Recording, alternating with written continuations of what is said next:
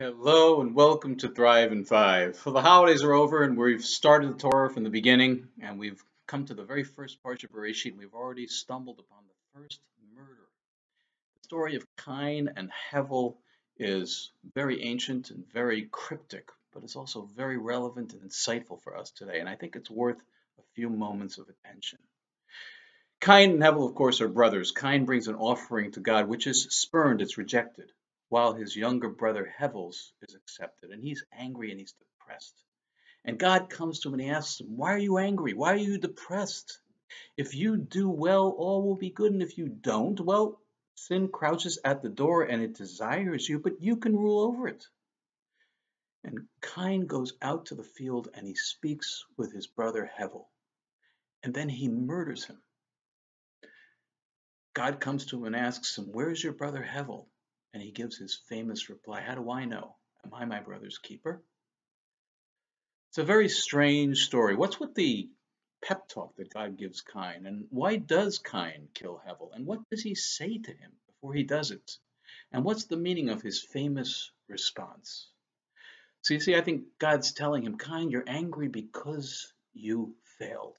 And you're depressed because you think the deck is stacked against you. You think life isn't fair. But you're looking in the wrong direction. The blame lies with you. You need to take responsibility. That's all you need to do. Just do the best you can and it will be okay. But Cain goes out to speak to his brother Hevel and he kills him. Why don't we hear what Cain had to say? Because it's not important. We already know what we need to know. Cain blamed his brother for his failure, and that led to murder.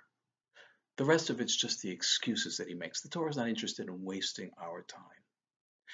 Now we can understand his famous response. He says to God, you created the universe, you created me, you know my every thought and deed, and you're asking me where Hevel is? I don't run the world, you run the world. I'm not responsible, you are.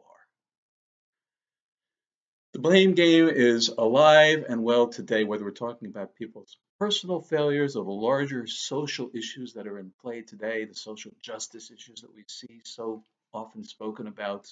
There are plenty of people who are all too willing to point their finger at somebody else. We need to remember the very relevant and timely lesson of this story. There are two ways to look at life. We can either see ourselves as being responsible for our lives, or we can play the victim card. But when we play that victim card, we need to remember that we're taking the risk, we're running the risk of sowing the seeds of a hatred that, if cultivated, can and has been the source of the vast majority of evil and suffering that mankind has experienced.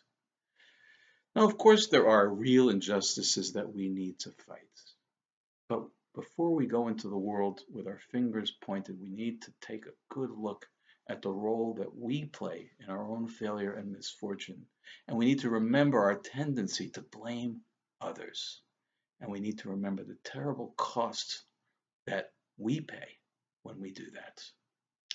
We should also remember the good news. And that is, when it comes to the real social injustices of the world, so many of them are actually really difficult to solve and sometimes downright impossible.